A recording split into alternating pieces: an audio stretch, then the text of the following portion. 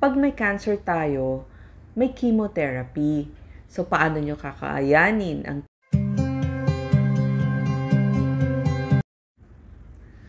Magandang araw sa inyo. Ang topic ko ngayon, side effects ng cancer. Ano ang gagawin ninyo para hindi kayo mahirapan sa side effects ng cancer? Pag may cancer tayo, may chemotherapy. So, paano nyo kakaayanin ang chemotherapy? Pag sinabing chemo, ang ibig sabihin nun, gamot para puksain yung cancer cells. Kaya lang, nasasama din yung mga mabilis tumubo o yung mga fast-growing cells na tinatawag. So, apektado ang mga normal na selula ng ating katawan. Huwag matakot. Inuulit ko, huwag kayong matatakot sa chemotherapy. Kailangan natin yung chemotherapy. Ano nga ba ang nadadamage ng chemotherapy? Actually, tatlo eh. One, yung buhok at balat natin. So, kasi mga fast-growing cells yan eh. Number 2, simula dun sa bibig natin hanggang sa puwita natin. Ito yung digestive system natin. Number 3, yung mga blood cells natin. White blood cell, red blood cell, platelets. Yung mga ginagawa sa bone marrow o dun sa loob ng ating buto. Yung mga cancer cells kasi mamamatay siya kapag na-chemotherapy siya. So, kaya lang, ang problema, maaapektuhan din yung normal cells. Pero, huwag ho kayong matatakot kasi mare-repair naman o magre-recover ang inyong normal cells. Ang pagki-chemotherapy may side effect. So, ito pong mga sasabihin kong side effects para sa mga adult at ganun din para sa mga pedya o yung mga bata kasi hindi ba nagkakaroon din ng cancer ang ating mga bata. So, ito pong mga payo ko para dun sa mga cancer patients, para dun sa nanay, nung mga pedya cases o yung mga bata na nagkaka-cancer, tsaka yung kanilang mga caregivers. Hindi ba may mag-aalaga dun sa ating mga cancer patients? Halimbawa, yung anak, yung asawa, yung kamag-anak. Okay, number 1 na nararanasan ng isang nagki-chemotherapy na may cancer. Number 1, fatigue. Sobrang pagod. So, drain na drain. Kumbaga sa baterya ng inyong cellphone na drain. Para kayong tuyot na tuyot. Ano ang gagawin ninyo? Matulog lang ho kayo ng matulog. Matulog, magpahinga, konting lakad lang muna yung gagawin nyo. Kung pwede nga, wag munang gagawa sa bahay. Pwede naman kilos-kilos konti sa bahay. Tansyahin nyo yung energy levels nyo. Kayo lang ang makakaalam niyan. So kung hanggang saan ang kaya nyo, pwede naman. Malalaman nyo rin. So malalaman ng sariling pasyente yung kanyang energy level. So doon ibabase anong mga paggalaw ang pwedeng gawin or anong pagtatrabaho sa bahay or doon sa kanila mismong trabaho ang pwedeng gawin ng isang cancer patient. Actually, yung iba nakakapagtrabaho pa rin sa office kahit nagki-chemo. Number 2, yung buhok.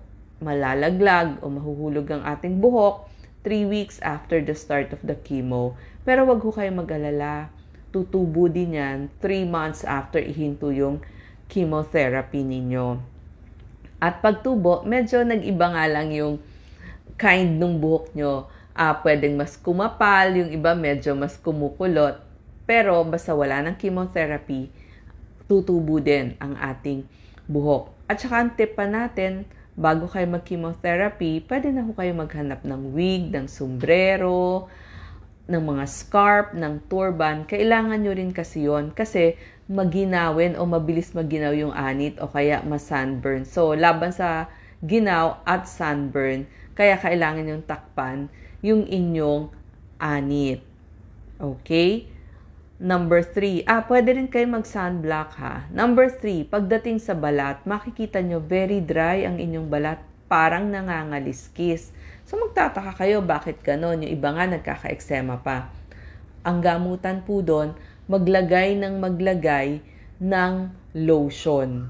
So yung lotion na ginagamit nyo, pwede po yung mga mild lotion, yung mga walang amoy, katulad ng mga Johnson's Baby Lotion, or kung ano man yung lotion na pangbata, pwede po yun.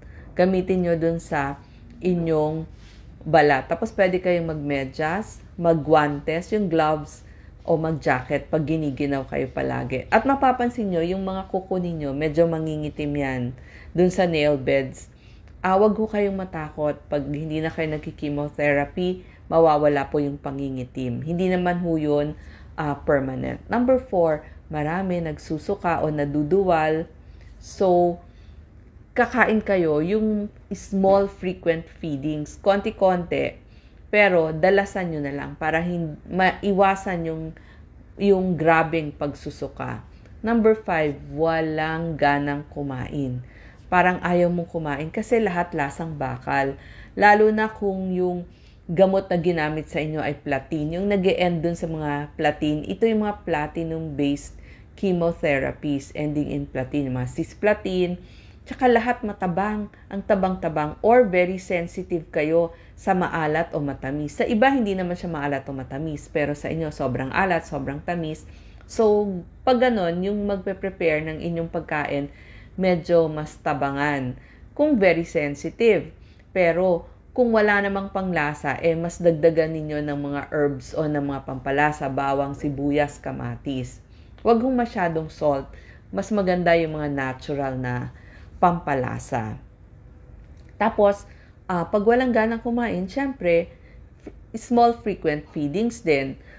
Yung pakurot-kurot kayo ng pagkain, pa konti-konti, parang makarami. Tsaka mas kakainin ninyo pag nagki-chemotherapy kayo, yung mataas sa protina para maiwasan natin yung pagliit ng muscle o yung sinasabing sarcopenia.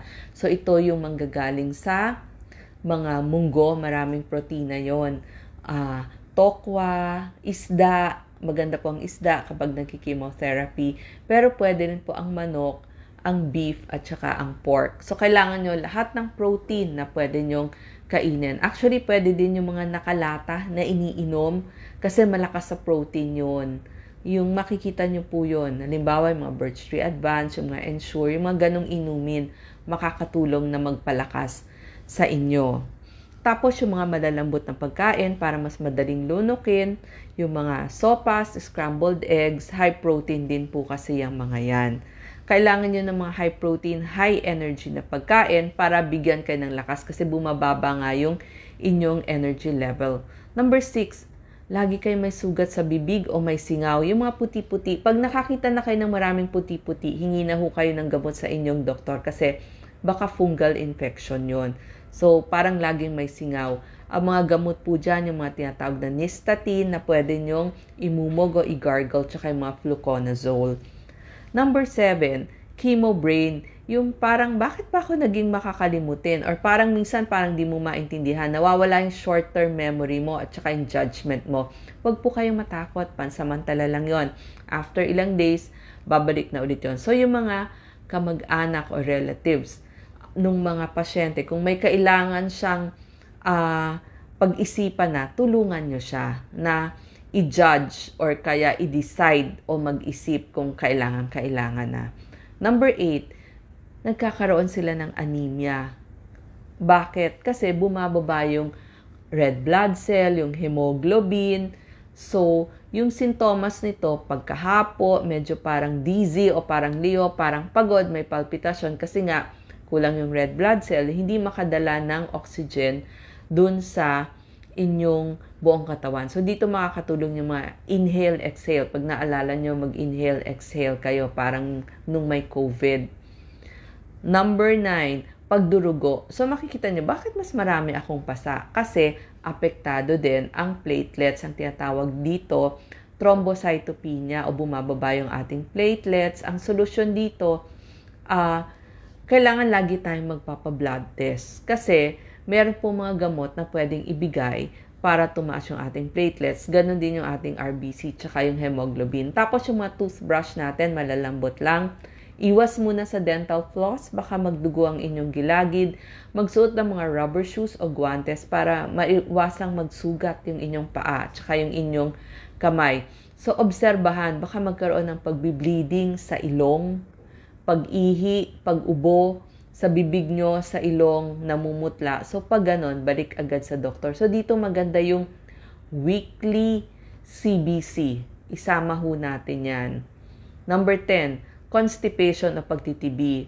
Yung iba kasi, lalong tumitigas yung kanilang dubi. So, pwede tayong mag-prune juice, kalahating baso kada gabi.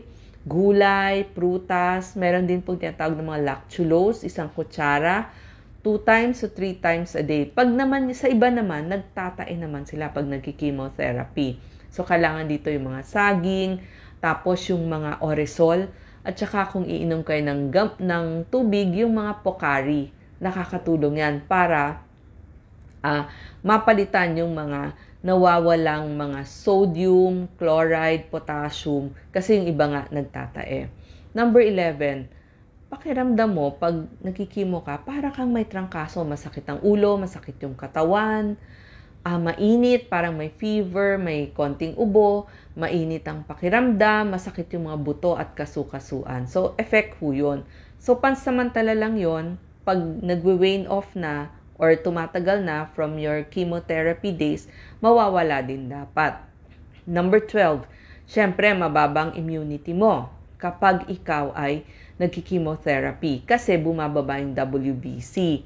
So, ang tawag, yung iba nagkakaroon pa nga ng neutropenic sepsis. So, kailangan bantayan natin to. Sintomas nito, sobrang sama ng pakiramdam mo. Hindi ka makabangon sa kama, mataas na lagnat. So, dito importante yung pagkuha ng vital signs ng isang nagkikimo araw-araw. So, kunan nyo palagi ng temperature, ng blood pressure, ng heart rate, ng respiratory rate. Kasi pag meron ng infeksyon, mababa immunity, mabilis yung tibok ng puso nila. Bumababa yung kanilang blood pressure.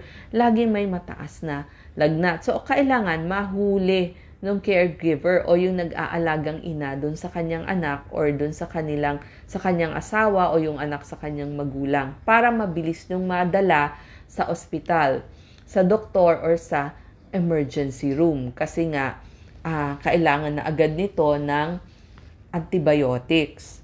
Nag-chills din sila, nanginginig, ubo na maplema, masakit na bibig o lalamunan, yan, lagi nilang nararamdaman yan.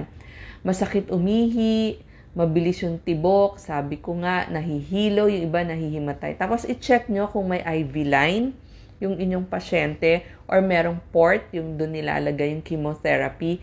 Baka naman sobrang pula na o may nanana. Baka na i-infect na yon. So, tignan nyo palagi. Kapag ang pasyente hindi na rin umiihi, hirap huminga o habol ang hininga, tapos yung balat niya parang mapula, maputi. Ang tawag doon mottled hindi equal.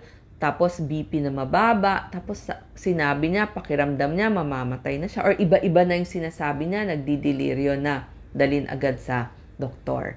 Number 13, pandinig apektado din. Parang humihina yung pandinig ng mga pasyente. O kaya naman may umuugong tinnitus.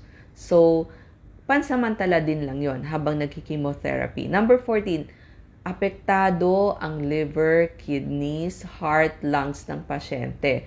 So, ibig sabihin nun, i-check, isama dun sa weekly blood test. So, wag ko kayong matakot. Hindi kailangang ihinto. I-check lang para mapangalagaan kasi may mga gamot naman na pwedeng magprotekta dun sa heart, sa lungs, sa liver nung pasyente na nagkakaroon ng chemotherapy. Pati kidneys, papangalagaan yan ng doktor nyo. Number 15, nagkakaroon ng peripheral neuropathy o isabihin may problem sa nerves ng pasyente. Parang tusok-tusok dun sa kamay at paa. Huwag ho kayo mag-alala, babalik din after ilang months na paghinto ng chemotherapy. Yung parang mga pamamanhid, babalik din ho yan sa inyong kamay at paa. Number 16, yung iba, laging may pain o may kirot, humingi ho kayo sa doktor nyo ng mga pain relievers. Kasama ho yan, pero pwede hong mabawasan. Hindi dapat kayong nakakaramdam ng pain. Mabibigyan ho kayo ng pain management ng inyong doktor. Okay? Yun nga lang, yung mga pain relievers, medyo nagkukos din yan ng constipation. So, kailangan kain kayo ng mas maraming prutas, tsaka gulay. Nakakatulong din yung music at tsaka meditation. Number 17, maging matapang. Be strong. Kailangan brave kayo. Malakas yung loob nyo. Laban lang. Journey to. Biyahe nyo to. Paglalakbay nyo to. Isipin nyo, kaya nyo. I can, I will. Dasal, dasal, dasal. Tsaka dapat meron kayong goal para malagpasan nyo yung gamutan. Halimbawa, gusto nyo, sa darating na March, ka-graduate na yung anak ko, kailangan makita ko yon para maibsan yung sakit at saka umabot tayo doon ng hindi hirap na hirap. So, kailangan yan yung bakit natin kailangang mabuhay. Number 18, doon naman sa mga pamilya or caregivers nitong mga may cancer tsaka nagki-chemotherapy. Tiis po, pasensya doon sa pasyente kung naging mas masungit siya, laging galit. Siyempre, masama yung nararamdaman niya. So, medyo masabaan nyo yung PC ninyo, mas mapagpasensya kayo. Tsaka kayo yung maghahanap ng pera. Alam ko, mas mapapagod kayo. So, humingi kayo ng tulong. Tapos, ipasa Diyos nyo. Kung ano yung will ni God, sabihin nyo lang. Magpasalamat pa rin kayo. Yung mga pamilya at saka caregivers, wag ho kayong mahihiya humingi ng pera at saka ng tulong dun sa mga kakilala ninyo. Wag na hong utang, kung pwedeng hingi na lang para makabawas dun sa problema nyo. And number 19, yung mga nagki-chemotherapy, lalo na yung mga platinum chemotherapy, yung nag-e-end nga dun sa platin. Hingin nyo sa doktor nyo weekly blood test kasi bumababa din yung mga magnesium nila, potassium, calcium, phosphate, sodium. So maganda na check yun palagi para pagbaba, mabibigyan na kayo agad ng gamot ng inyong doktor. So ito yung mga nararamdaman nila. Sa mga patients, wag ho kayong matatakot. Ituloy nyo yung gamutan ninyo kasi syempre, gagaling din na isipin nyo na gagaling din kayo. Basta lakasan nyo lang yung loob nyo. Alam ko masakit, konting tiis. Huwag ho kayong magtatago, magpagamot kayo sa doktor nyo. At pag sinabing balik for your check-up, huwag ho kayong tatamarin o pagpapaliban kahit wala ho kayong pera, bumalik kayo sa doktor nyo. Kasi yung time na gusto natin sunod-sunod yung chemotherapy, para yung pagpatay dun sa mga cancer cells tuloy-tuloy. Kasi pag tinigil natin ng matagal, ang problema dyan, tutubo ulit yung cancer cell. So, gusto natin talagang, kumbaga nga yung kaaway natin, patay na siya. Para hindi na bumalik yung ating cancer. So, sana sa ating mga may sakit, may nagki-chemotherapy, may cancer, isipin natin may hope, may pag-asa, kakayanin ito. Salamat po.